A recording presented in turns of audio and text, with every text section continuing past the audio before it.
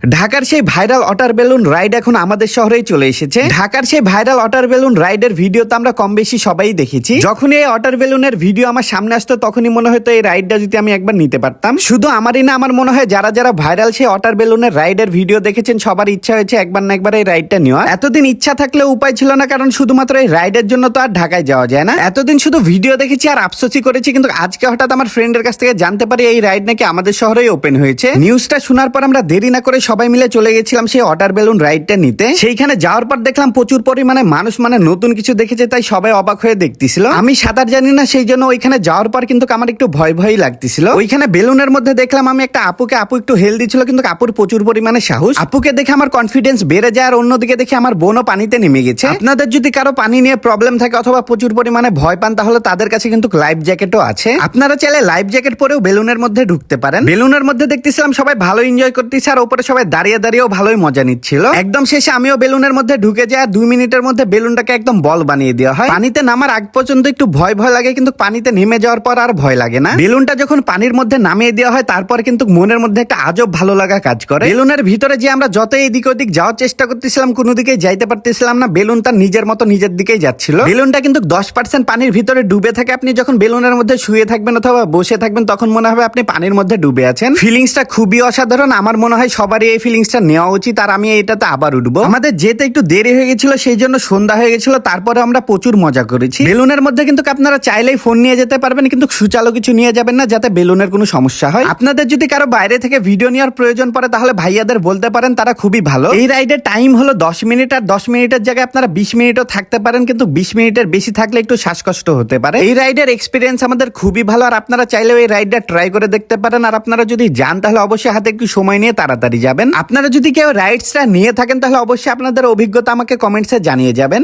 এই জর্বিং বলের রাইডটা আপনার কাছে কেমন লাগলো? আলহামদুলিল্লাহ, আমার কাছে অনেক ভালো লাগছে। একটা বিনোদনের একটা জায়গা, আমি সবাইকে বলবো এবং ইনশাল্লাহ ফ্যামিলি নিয়ে আসার চেষ্টা করবো। আমার 2টা বাচ্চা আছে, তাদেরকে নিয়ে। ইনশাআল্লাহ। এর আগে কি কখনো আপনি এরকম ওয়াটার রাইড এক্সপেরিয়েন্স করেছেন? জি না, আজকে জীবনে প্রথম। আমরা এখন আছি রাজশাহী অ্যাকোয়া স্প্লাশের রেদওয়ান ভাইয়ের সাথে। ভাই, আপনাদের লোকেশনটা কোথায়? আমাদের লোকেশনটা মেহেরচন্ডী দায়রা পার্ক মোড় থেকে হাতের সামনে সিকিম দিঘি। আমাদের রাইড স্টার্ট হয় 3টা থেকে মাগরিবের আজান পর্যন্ত। সন্ধ্যার পরে আমরা রাইড প্রোভাইড করছি না আপাতত। পার রাইড আমরা 150 টাকা ফিক্সড করছি, কিন্তু আপাতত আমরা সবার জন্য ডিসকাউন্ট দিয়েছি 50 টাকা করে।